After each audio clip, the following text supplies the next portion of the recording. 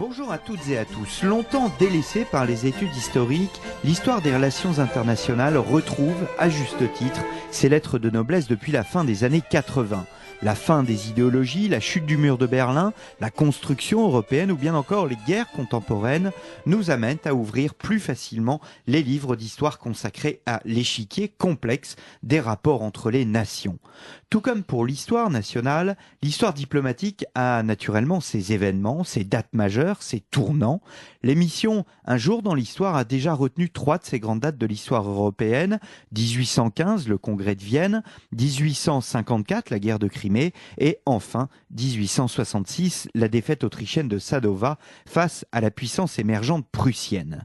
Je vous propose aujourd'hui de revenir aux sources de la modernité, aux sources de l'Europe, en consacrant cette émission à un événement malheureusement trop peu connu et qui pourtant reste dans l'histoire comme un des moments fondateurs, la paix de Westphalie le 24 octobre 1648. Les traités de Münster et d'Osnabrück qui font cette paix mettent fin à la fameuse guerre de 30 ans, conflit, comme nous le verrons, autant religieux que politique. Longuement préparée, cette paix inaugure une nouvelle ère, celle de l'équilibre des puissances. Elle voit aussi l'émergence des États-nations et du principe de souveraineté nationale. Cette paix a ses acteurs, nous pouvons même dire ses génies, Hugo Grotius, Richelieu, Mazarin, bien évidemment, pour ne citer qu'eux. Ils auront des élèves bien plus tard qui participeront aux événements que je viens de citer, Talleyrand, Metternich ou bien encore Castelrigue. C'est dire, en tous les cas, que la paix de Westphalie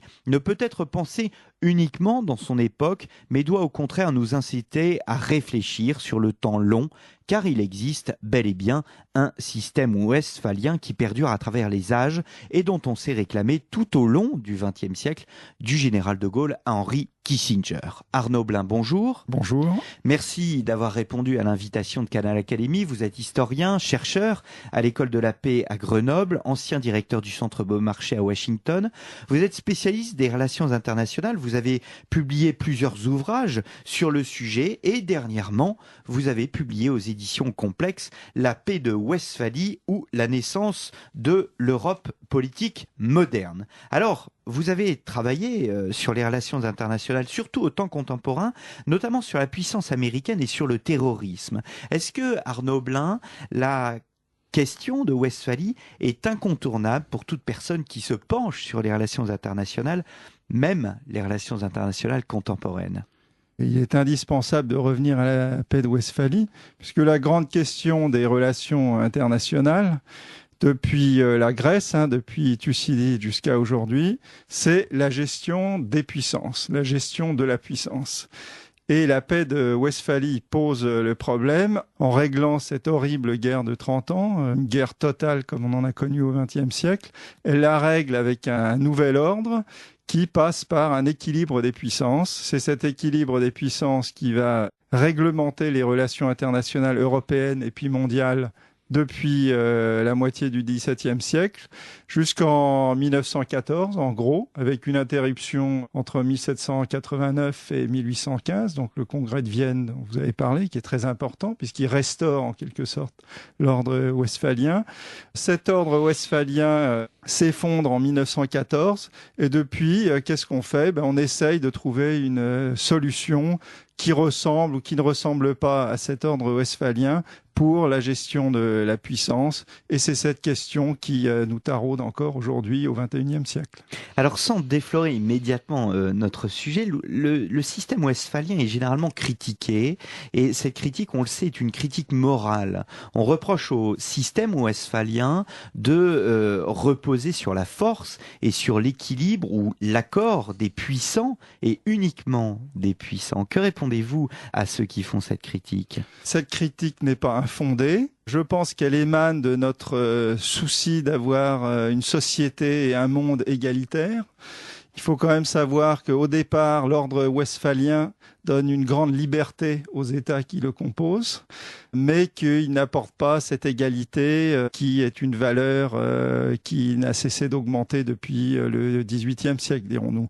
Donc elle met un peu à l'écart ce désir d'égalité pour favoriser la liberté. C'est un manque. Autre critique, le système westphalien n'élimine pas les guerres. Et même, on peut dire que la guerre fait partie intégrante de ce système, que c'est un système d'équilibre qui, en fin de compte, est relativement précaire, puisqu'il finit toujours par s'effondrer, comme il l'a fait en 1789 et encore en 1914. Donc, il a ses défauts, mais il a garanti une certaine paix pendant une période qui est tout de même assez longue, et il a mis un terme à cette affreuse guerre de 30 ans. Alors, venons-en précisément à l'histoire géopolitique de l'Europe. Nous sommes en 1618, très exactement, c'est le début de la guerre de 30 ans, et au cœur de ce conflit, il y a le Saint-Empire germanique. Que représente-t-il cet empire en 1618 ? D'abord, l'empire fait partie de la maison Habsbourg, avec cet empire situé sur la zone allemande, autrichienne, tchèque, et dont la seconde partie est l'Espagne, bien entendu. L'empire Habsbourg, sous Charles Quint au siècle précédent, a la volonté d'établir une espèce de monarchie chrétienne et universelle sur le monde. Donc le Saint-Empire représente le deuxième volet de cette volonté hégémonique des Habsbourg de régner sur l'Europe, mais c'est aussi un État qui est fragmenté, qui est fragile, qui est miné par les tensions religieuses entre protestants et catholiques, entre calvinistes et luthériens notamment, et catholiques, entre les rivalités des petites puissances. Il faut savoir qu'il y a des dizaines d'États qui composent le Saint-Empire. Donc c'est un peu le ventre mou de l'Europe à cette époque. C'est la première puissance européenne ? Disons que l'Espagne est la première puissance européenne, mais la maison Habsbourg constitue vraiment le gros morceau européen. Il se veut l'héritier de Rome, donc il y a cette volonté impériale de régner sur l'Europe. Et c'est alors que vont émerger d'autres puissances plus modernes, à commencer par la Suède et la France, qui vont mettre en cause cette hégémonie Habsbourg. Alors arrêtons-nous un peu sur le fait religieux. Il y a, on parle toujours d'une paix à l'autre, et en 1555, il y a la fameuse paix d'Augsbourg. La paix d'Augsbourg avait tenté de régler la question religieuse, la question du conflit entre les protestants et les catholiques. D'abord, quelle est la nature de cette paix d'Augsbourg, pour passer ensuite à Westphalie, et pourquoi fut-elle un échec, cette paix ? C'était une paix de compromis, donc une paix qui n'était pas vraiment finie. Elle avait inclus le principe de la religion du prince et la religion du peuple, qu'on remettra à jour avec la paix de Westphalie, qui sera une des pierres d'angle de la paix de Westphalie. Mais à cette époque, on n'y avait pas inclus une partie des protestants, on n'y avait pas inclus les calvinistes. Donc c'était une paix qui a quand même fonctionné pendant quelques décennies, mais qui était mal faite, qui avait été instaurée aussi beaucoup pour asseoir la puissance des Habsbourg, la puissance établie par Charles Quint. Donc elle ne pouvait qu'exploser à un moment ou à un autre, et ce moment, ça sera en 1618. Pourtant, vous écrivez, elle constitue une révolution, malgré tout, cette paix d'Augsbourg, puisqu'elle invente la non-ingérence dans les affaires internes d'autres États. Elle constitue en quelque sorte une introduction, c'est une paix qui est un précurseur en quelque sorte de la paix de Westphalie. Oui, c'est disons une mauvaise introduction à la paix de Westphalie. D'accord. Donc on reprendra certains de ces principes, dont celui-là qui est fondamental. Mais c'était une paix qui était pas mal pensée, mais qui sur le point de vue pratique n'était pas à la hauteur. Or la paix de Westphalie, justement, ce qui fera sa force, ce sont les aspects pratiques que les négociateurs vont développer durant des années, et qui aboutira à cette paix qui va quand même être assez solide et robuste. Alors, on a tendance à voir uniquement le religieux à l'origine de la guerre de 30 ans. Et pour vous montrez dans votre livre que le politique est bien évidemment là, et le religieux et le politique se superposent finalement. Oui, c'est-à-dire qu'au début, c'est quand même beaucoup une guerre de religion. Même si les contentieux politiques sont importants, puisque des princes du Saint-Empire remettent en question l'autorité de l'empereur. Donc c'est une guerre qui a eu un aspect politique qui va aller en grandissant et qui va peu à peu se superposer et presque exclure la dimension religieuse de la guerre. Au bout des 30 ans, ça sera surtout une guerre politique. Au début, en 1618, c'est surtout un conflit religieux, puisqu'il démarre avec la destruction d'un temple protestant. Est-ce qu'on assiste à une modernisation et à une sécularisation des États à cette époque? Oui, tout à fait. On dit que la paix de Westphalie, c'est l'invention de l'État moderne.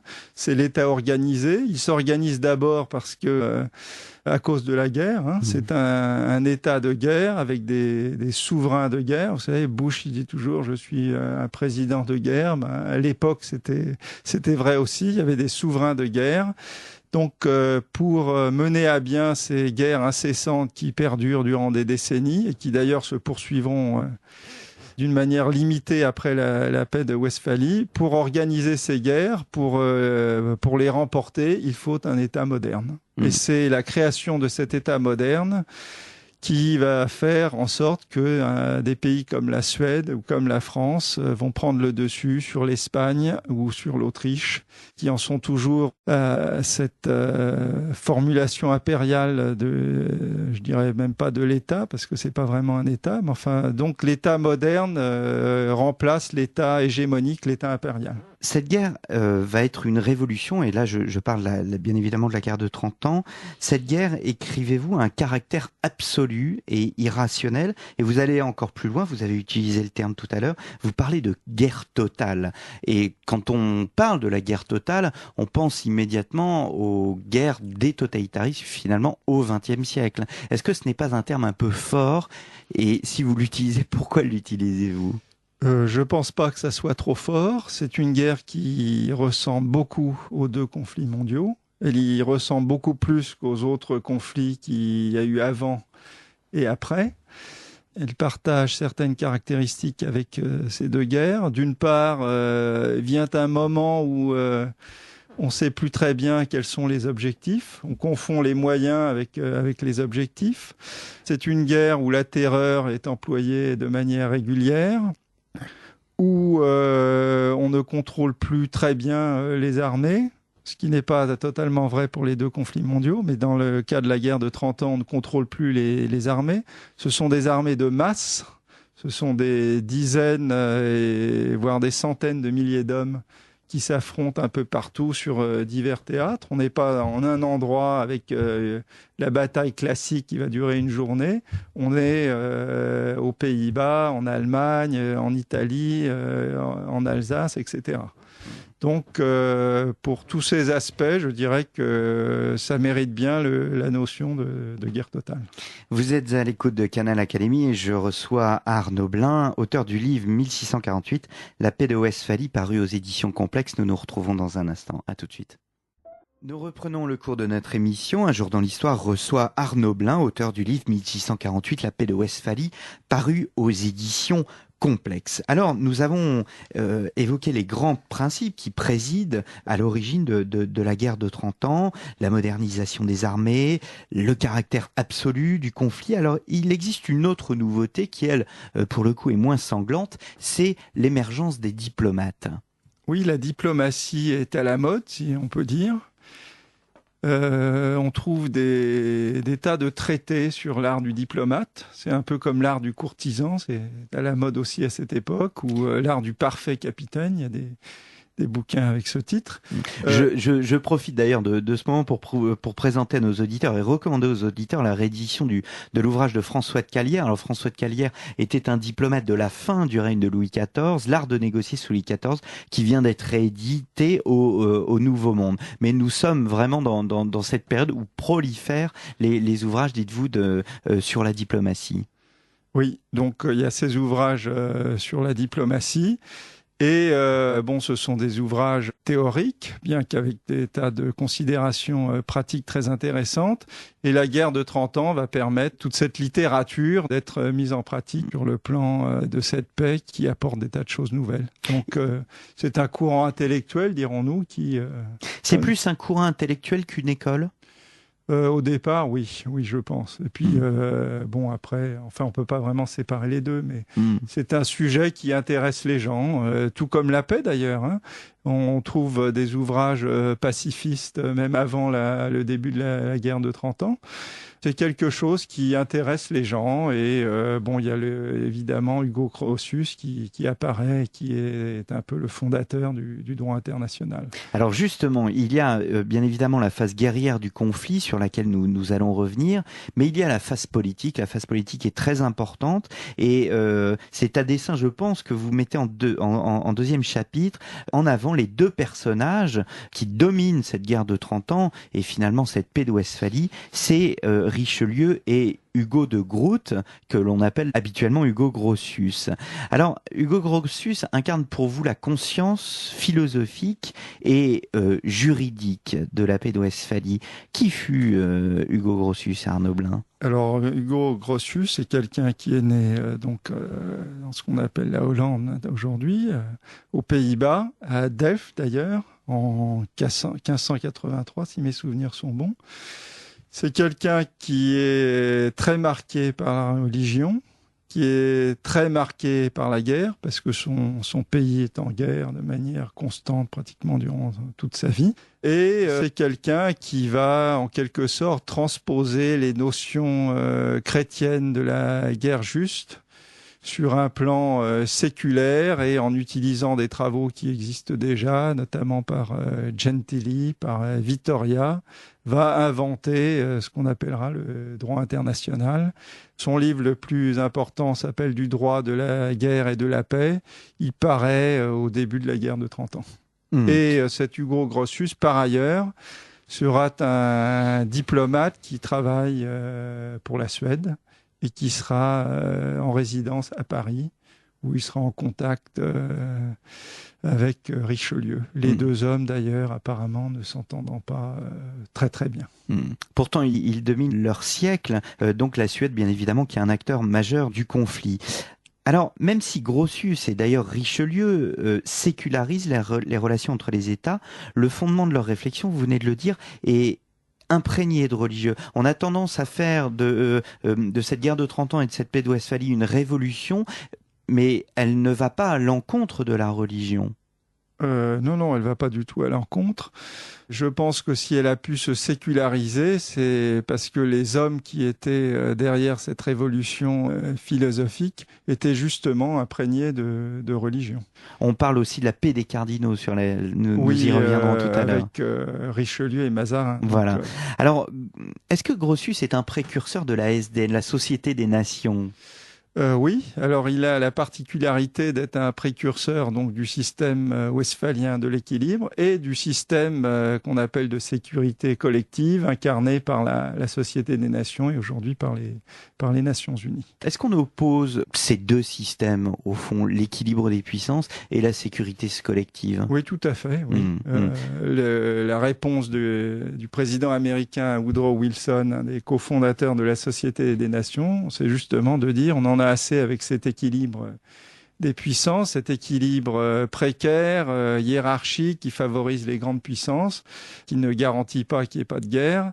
Donc on va instaurer un autre système qui sera celui de la sécurité collective, où le droit international, le droit entre les nations sera beaucoup plus important que ce qu'il n'était sous le système de l'équilibre. C'est ce qui fait l'originalité de votre ouvrage, c'est que vous établissez malgré tout une parenté entre ces deux systèmes. Oui, parce que ça part finalement du même personnage, de Grotius. Ce qui se passe, c'est qu'en gros, le système de l'équilibre, c'est celui qui sera pratiqué par les politiques. Le système de la sécurité collective sera celui qui sera défendu plutôt par les philosophes et non des moindres, puisqu'on retrouve Jean-Jacques Rousseau et surtout Emmanuel Kant qui va inspirer Wilson et les fondateurs de la SDN. Alors Grotius est à l'origine des deux systèmes, pourtant vous le présentez comme un homme qui n'est pas pacifiste, c'est-à-dire il n'a pas vraiment de filiation avec Kant. C'est un homme qui tout de même veut la paix, mais qui ne renonce pas non plus à la guerre.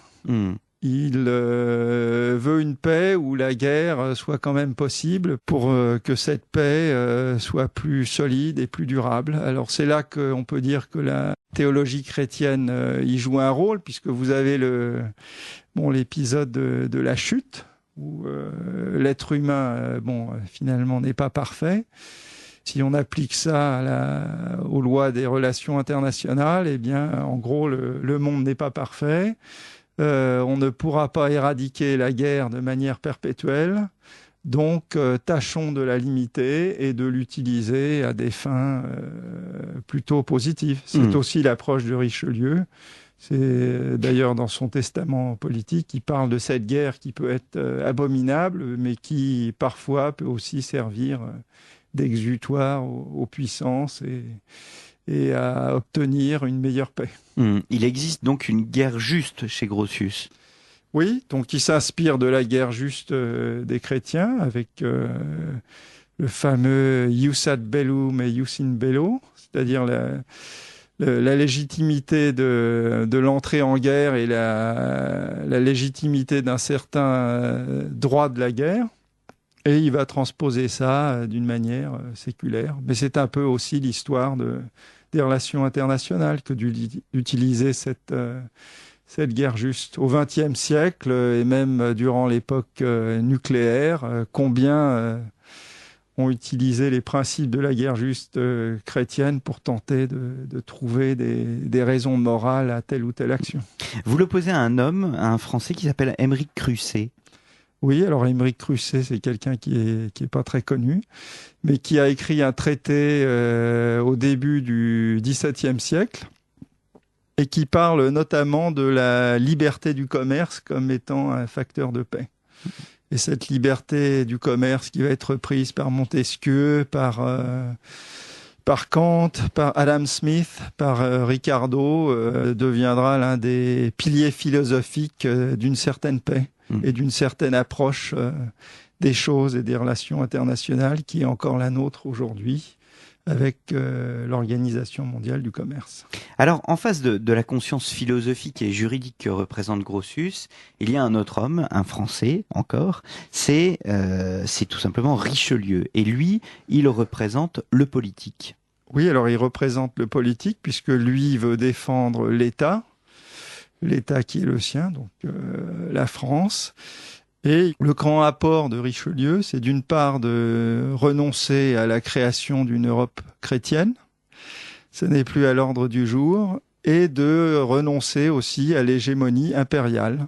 C'est-à-dire qu'on n'essaie pas de conquérir tous les autres territoires, on défend ses acquis, et on essaye un peu de les augmenter, mais uniquement dans un souci de grandeur et de défense de la sécurité nationale. Donc cette notion de sécurité nationale qui est encore parmi nous aujourd'hui date de là.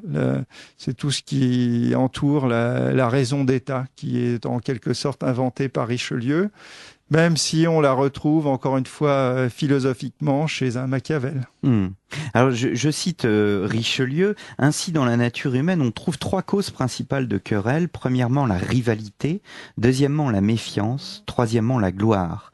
La première motive les hommes en vue du profit, la seconde la méfiance en vue de leur sécurité, la troisième la gloire pour leur réputation. C'est de cette citation que l'on peut dire que Richelieu fonde la politique réaliste, la fameuse realpolitik. Oui, en quelque sorte, ça résume un peu sa pensée, effectivement, puisqu'on essaye de construire la base de la puissance sur l'économie d'un pays. On se méfie des autres parce que si on n'est pas aussi fort que les autres, eh bien, on va régresser. Donc là, c'est toute la politique de l'équilibre. Et il a compris aussi que l'influence d'un pays, que la puissance passe par l'influence qu'un pays peut exercer et donc par son prestige, c'est-à-dire sa gloire. Donc c'est un peu les trois piliers de la politique réaliste, effectivement. On retrouve, comme chez Grotius, une sorte de pessimisme face à la nature humaine. Oui, c'est ce qui... On ne croit pas en l'homme de Rousseau, en fait. Au Bon Sauvage de Rousseau n'est pas encore arrivé. Oui, c'est vrai, même si Rousseau peut-être n'était pas aussi idéaliste qu'on le dit. C'est vrai, et c'est toujours dans cette notion chrétienne de l'homme qui n'est pas parfait que Richelieu va fonder son réalisme politique, puisque on étend cette notion au restant de la planète géopolitique, pour parler moderne. Donc c'est un réaliste qui ne fait pas confiance aux autres, qui ne fait confiance qu'à lui-même. J'insiste encore sur cette question religieuse, mais quand Henry Kissinger en fait uniquement un réel politicien, il a tort finalement. Oui, il a tort. Alors, je pense que c'est un peu ça le tort de Kissinger, hein. Il a toujours voulu fonder la politique réaliste sur un moule, qui est en gros celui du Congrès de Vienne. Il a toujours déclaré que la politique était amorale, qu'elle n'avait pas ou peu de dimension religieuse, alors que fondamentalement, je pense qu'au départ, cette dimension religieuse est là. Il y a un autre éminent personnage de l'école réaliste du XXe siècle qui s'appelle Rein Niebuhr, qui est plus connu aux États-Unis qu'il ne l'est en Europe peut-être, et qui était un théologien protestant qui, à mon sens, avait peut-être mieux compris ce que pouvait être le réalisme moderne qu'un Henry Kissinger. Vous êtes à l'écoute de Canal Académie. Un jour dans l'histoire reçoit Arnaud Blin, auteur du livre La paix de Westphalie, paru aux éditions Complexes. Nous vous retrouvons Arnaud Blin après cet intermède. À tout de suite. Nous reprenons le cours de notre émission. Alors nous avons vu avec vous Arnaud Blin. Vous êtes l'auteur du livre La paix de Westphalie ou la naissance de l'Europe politique moderne, paru aux éditions Complexes. Nous avons vu ces deux grands personnages qui dominent vraiment la guerre de 30 ans et la paix de Westphalie, Richelieu et Grotius. Il fallait en parler. Venons-en à la guerre de 30 ans en elle-même. Quelles en sont ses origines immédiates? Vous le disiez tout à l'heure, c'est d'abord l'échec de la paix d'Augsbourg. Oui, c'est l'échec de la paix d'Augsbourg, et puis c'est un événement. Bon, la paix d'Augsbourg étant imparfaite, il était pratiquement certain qu'un événement allait la compromettre. Cet événement, c'est ce qu'on appelle la défenestration de Prague. Le 23 mai 1618. Exactement. C'est assez simple. L'archevêque de Prague avait demandé à ce qu'on rase un temple protestant, ce qui évidemment n'a pas plu aux personnes concernées, qui se sont réunis avec les envoyés de l'empereur, ils ont fait un espèce de tribunal où ils les ont condamnés à mort et ils les ont jetés par les fenêtres du château où se déroulait cette espèce de tribunal.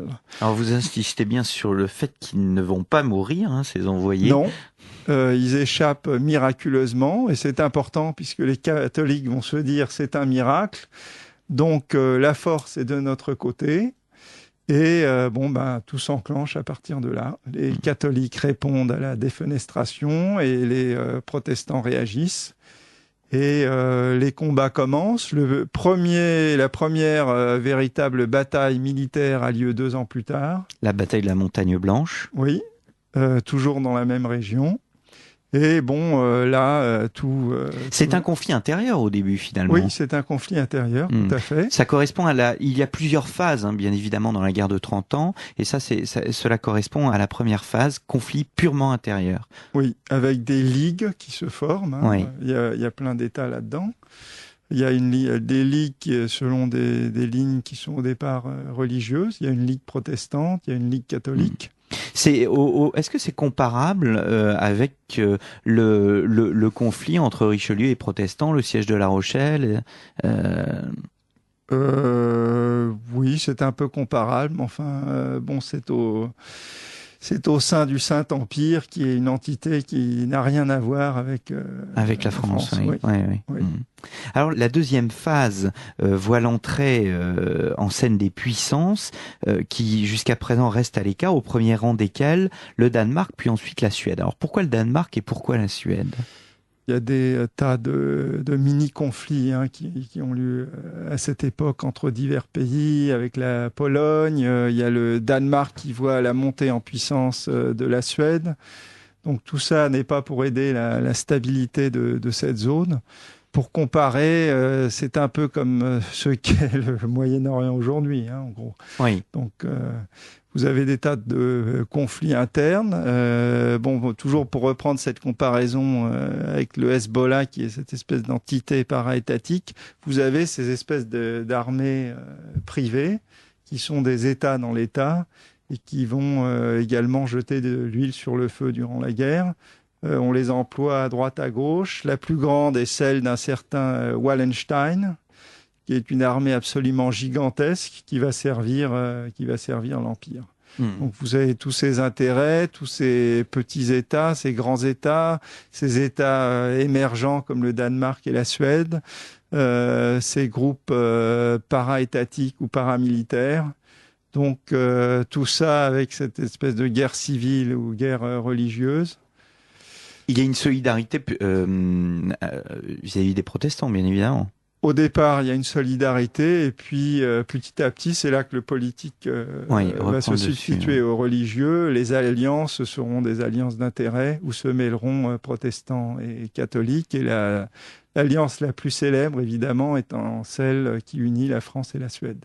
La Suède étant protestante, évidemment, la France étant catholique. Oui. Alors pourquoi la France intervient? Parce que justement, le conflit devient politique et qu'il n'est plus religieux? Oui, alors il faut savoir que la France, dès le départ, on la sollicite pour qu'elle participe à la guerre. Mais elle se fait attendre. Elle se fait attendre, on la sollicite des deux côtés. L'empereur Ferdinand la sollicite et il croit d'ailleurs qu'elle va venir avec des troupes, ce qu'elle ne fait pas. Ça nous rappelle un peu les épisodes récents, toujours encore une fois au Moyen-Orient. La Suède également la sollicite, mais la France est en proie quand même à des graves troubles internes. Donc, elle ne veut pas trop se mouiller au départ. Et puis, progressivement, à mesure que la guerre prend de l'ampleur, que la maison Habsbourg perd du terrain, Richelieu puis Mazarin verront qu'il y a un intérêt, il y a une opportunité à ne pas rater, à entrer en guerre, notamment contre l'Espagne d'ailleurs. Dont l'objectif est donc l'affaiblissement des Habsbourg. Oui. Alors il faut savoir que déjà du temps de Henri IV et Sully, l'un des objectifs de la France, qui à cette époque était un objectif théorique, dirons-nous, c'était de démanteler la maison d'Autriche et de reconstruire une Europe avec au cœur une France puissance. Donc c'est l'idée qui est consignée dans le fameux grand dessin de Sully, hein, qui paraît dans ses mémoires, et c'est cette idée que mettront en place Richelieu, Mazarin et puis Louis XIV. Alors la guerre dure, et il faut attendre presque 20 ans pour voir les premières tentatives de paix. La première tentative de paix est à l'initiative du pape, le pape Urbain VIII, mais Richelieu, lui, veut continuer le conflit, il veut vraiment obtenir ce qu'il souhaite pour la France. Oui, tout à fait. Alors, c'est là que la guerre et la paix sont liées inextricablement, puisqu'on se sert de la guerre pour obtenir une meilleure paix. Et chaque fois que l'un des deux partis, celui des Alliés ou celui de l'Empire, gagne une bataille ou gagne un peu de terrain, il recule l'échéance des traités de paix, pensant que s'il garde son élan, il arrivera à une paix qui sera meilleure pour lui. Vous écrivez dans votre ouvrage que les premières lueurs de paix remontent à 1640. Donc entre 1640 et 1648, il y a vraiment 8 ans, et les deux, comme vous dites, sont oui, sont alors imbriqués. la Suède entre dans la guerre en 1630. Le Danemark y est rentré déjà un peu plus tôt. La France, c'est en 1635. Et c'est au début des années 1640 qu'on commence à parler paix, qu'on établit les deux villes de Münster et Osnabrück comme celles où auront lieu les négociations. Et puis après, durant les 6 ou 8 ans au cours desquels se déroulent les négociations, eh bien, ça prend du temps. On n'est pas à l'époque de l'Internet.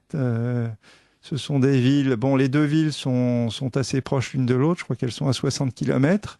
Mais quand on est à Paris, Mazarin, lui, reste à Paris, par exemple, et il envoie ses lettres, ça prend 3 semaines, ou une dizaine de jours pour aller, une dizaine de jours pour revenir. Ça prend énormément de temps. C'est un problème, la paix couvre toute une série de problèmes extrêmement complexes, hein, rien que le Saint-Empire, sans compter tout l'échiquier géopolitique.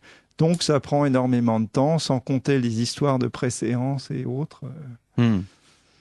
Alors, il y a un fait, on parle de paix, mais il y a un fait militaire qui est très important dans les années 40, c'est en 1642, Rocroi. Oui, tout à fait. Alors, Rocroi, ça arrive peu après la mort de Richelieu et de celle de Louis XIII, et quelques jours après la mort de Louis XIII.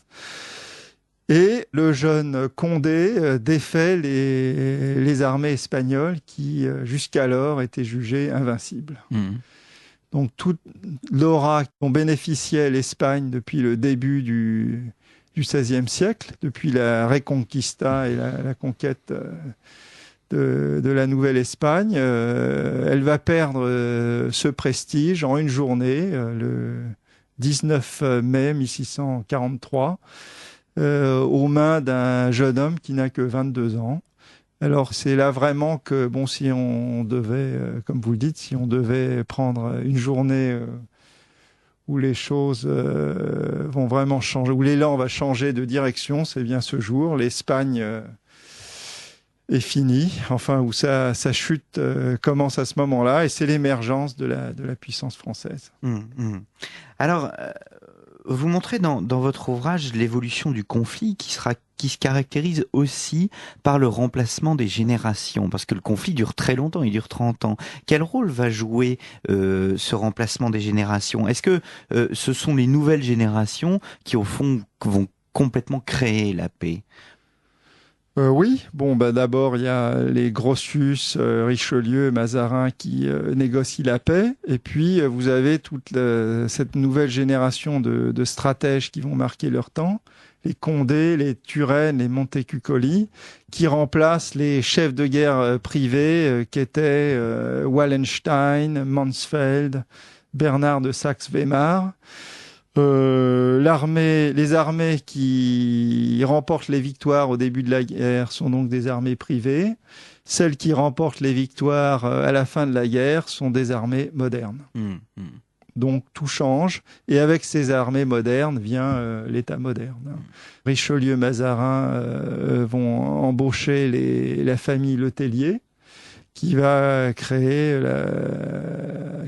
la base de la puissance militaire de la France de Louis XIV. Alors, il y a une continuité malgré tout. Bon, il y a ce changement de génération, mais il y a une continuité dans la politique, et notamment dans la politique française. Mazarin prolonge complètement l'œuvre de Richelieu, et vous citez ce texte capital qu'est la Grande Instruction. Qu'est-ce que la Grande Instruction? Alors, la Grande Instruction, c'est un texte qui est écrit au départ par Richelieu, qui va travailler ça commence en 1638. Le texte final date de 1643.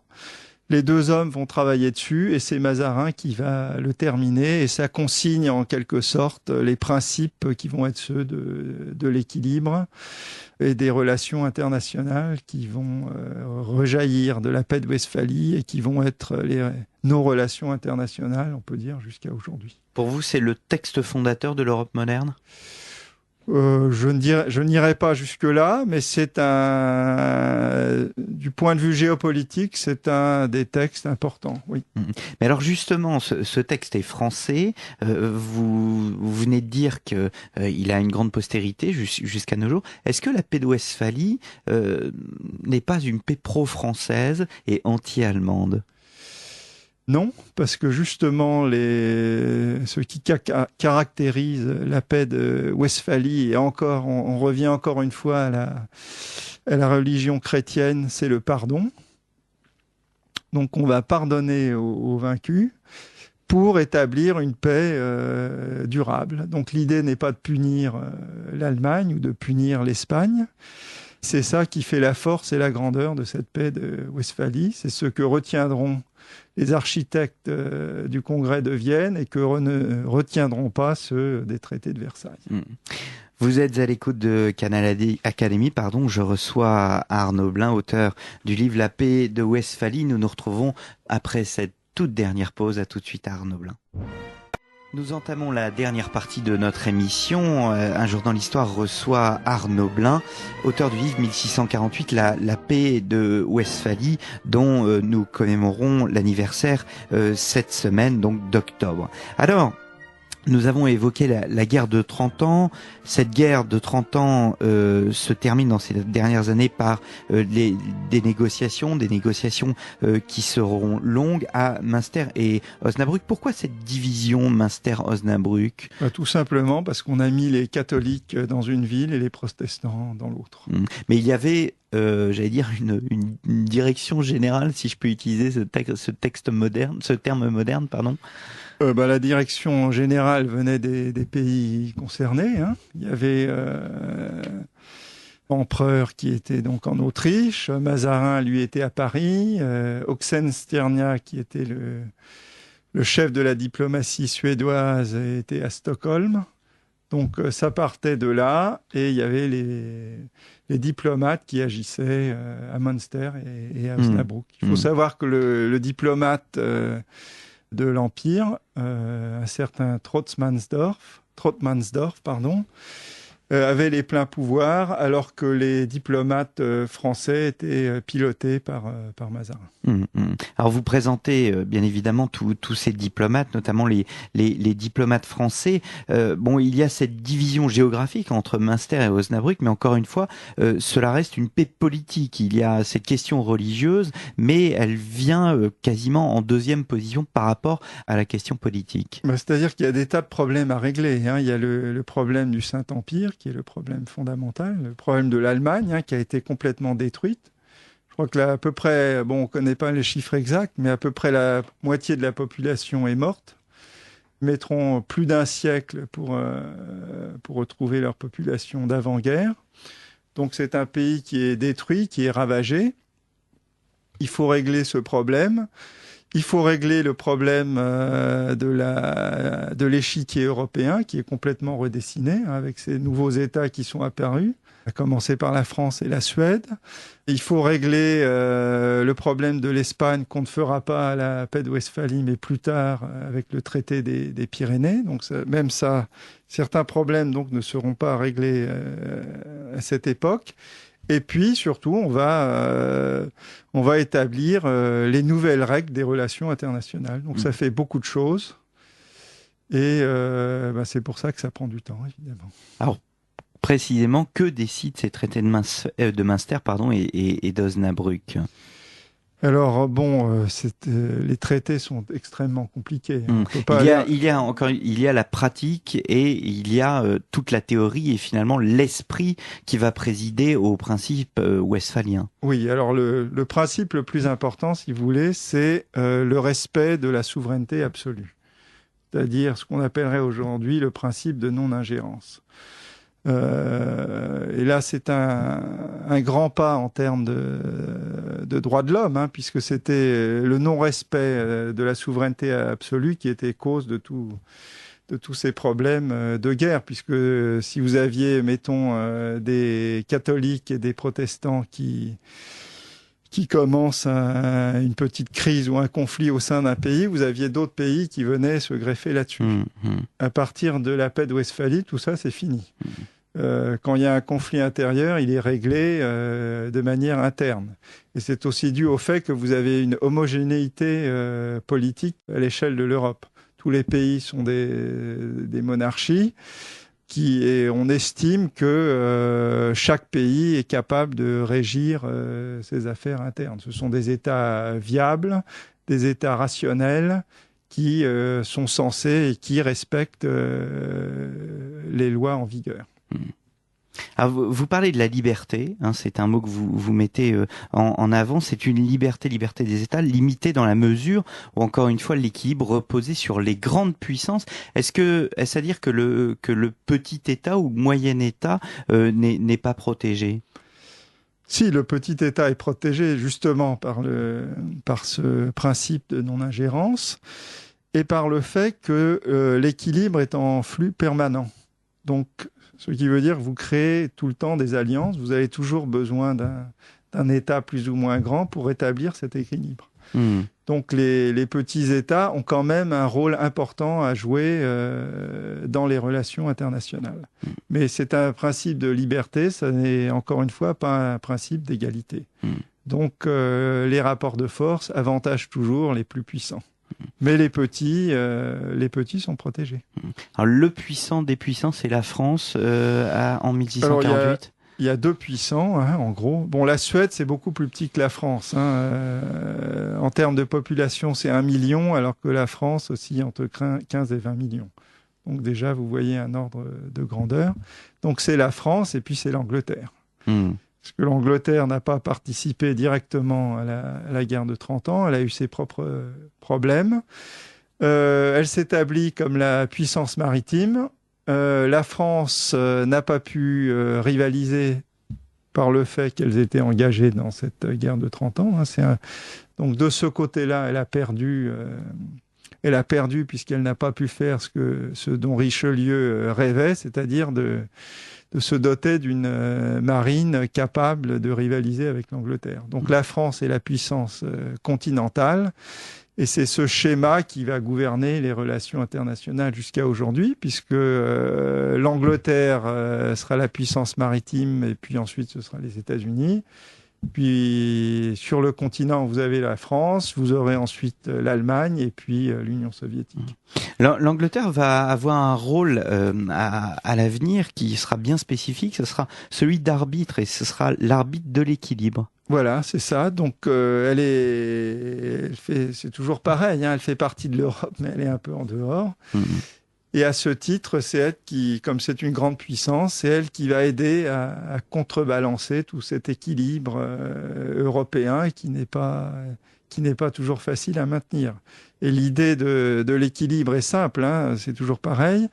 Aucun État ne doit être capable d'être plus lourd que tous les autres États réunis. Donc c'est un équilibre anti-hégémonique, anti-impérial, et c'est l'Angleterre qui va maintenir tout ça jusqu'à... Et c'est ce rôle d'arbitre de l'équilibre qu'aujourd'hui, elle essaie toujours dans lequel elle se reconnaît toujours entre l'Europe et les États-Unis. Donc on trouve vraiment des tendances qui se perpétuent pendant des siècles jusqu'à aujourd'hui. Revenons-en à la paix en elle-même. Est-ce qu'elle n'est pas un échec, car les guerres vont continuer dans la seconde moitié du XVIIe siècle? Alors, c'est pas un échec dans le sens où il a toujours été établi que les guerres serviraient la paix, c'est-à-dire le maintien. Le but de l'équilibre westphalien, en gros, c'est de maintenir cet équilibre. C'est l'auto-préservation de l'équilibre. Donc la guerre, comme la diplomatie, est un instrument de cet équilibre et un instrument globalement de la paix. On peut appeler ça la paix globale. Et c'est une paix globale qui passe par la guerre. Donc en ce sens, ce n'est pas un échec. Là où c'est un échec, c'est que certaines guerres, vous avez les guerres de succession d'Espagne, guerre de succession d'Autriche, la guerre de 7 ans. Ces guerres sont longues, elles sont quand même meurtrières, ce ne sont pas vraiment des guerres limitées. Mais là encore, elles sont dues à des problèmes de succession qui constituent un des éléments qui restent du régime passé, en quelque sorte. On a créé l'État moderne, mais il y a toujours... Il y a toujours une certaine continuité. Une continuité avec ces problèmes héréditaires qui vont être la cause de toutes ces guerres. Donc c'est un peu... oui, c'est quelque chose qui n'était pas dans l'État moderne, qui vient du passé. Est-ce qu'il n'y a pas un paradoxe du système westphalien qui est à la fois pacifique, mais qui évoque la guerre juste, qui est à la fois guerrier? Oui, c'est un peu encore une fois, on en revient au problème de la chrétienté. Hein. C'est un peu ce problème de cet animal social qu'est l'homme. Hein. On retrouve la tradition aristotélicienne et qui est aussi foncièrement, qui a des côtés foncièrement mauvais, qui a des côtés foncièrement belliqueux. Donc c'est ce double aspect, mais l'équilibre westphalien joue là-dessus.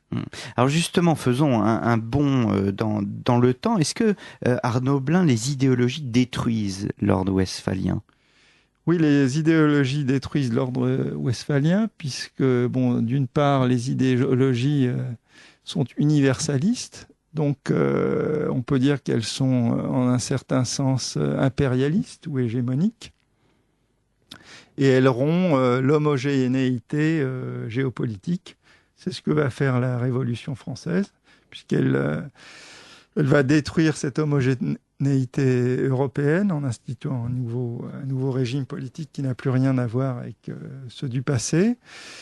Elle met en marche, toujours la Révolution française, elle met en marche l'émergence des nouvelles idéologies universalistes et des nationalismes qui mettront le système à genoux en 1914. Et Napoléon, quant à lui, lui c'est vraiment c'est l'empire, c'est l'hégémonie. Il n'a que faire de l'équilibre. Lui, ce qu'il veut, c'est conquérir des territoires. Je renvoie nos auditeurs à nos émissions sur le Congrès de Vienne, sur la guerre de Crimée, puisqu'il y a Napoléon, mais il y a également le neveu. 1866, également l'émission avec Jean-Paul Bled. Passons au XXe siècle, si vous le voulez bien. Après la Première Guerre, est-ce que le système westphalien trouve des défenseurs au XXe siècle ? Oui, il trouve des défenseurs, non pas après la Première Guerre mondiale, mais après l'échec de la SDN et de la sécurité collective. Il y a un renouveau du réalisme politique, de la realpolitik, notamment aux États-Unis, avec un certain Hans Morgenthau, avec Niebuhr, dont j'ai parlé auparavant, avec Kissinger, et également en France, avec quelqu'un comme De Gaulle, évidemment, avec Raymond Aron aussi, peut-être le plus intelligent et le plus moderne des réalistes contemporains. Donc intellectuellement, il y a une renaissance du réalisme. Et puis après 1945, il y a la renaissance d'un équilibre qui n'est plus multipolaire, qui n'est pas vraiment westphalien, qui est ce qu'on appellera l'équilibre de la terreur, qui est un terme qui n'est pas totalement faux, mais qui est toujours basé sur la puissance et sur l'équilibre. Est-ce que depuis la chute du mur de Berlin, nous avons un retour de l'ordre westphalien ? Nous n'avons pas un retour, mais certains, notamment en France, semblent avoir une certaine nostalgie pour un système d'équilibre où l'Europe agirait en contrepoids de l'hégémonie américaine. Est-ce à dire que les pro-européens se doivent d'être pro-westphaliens ? Oui, mais il faut quand même savoir que le système westphalien était beaucoup plus compliqué que ne le serait un espèce de contrepoids européen. Ça obéissait à des règles très précises, très complexes.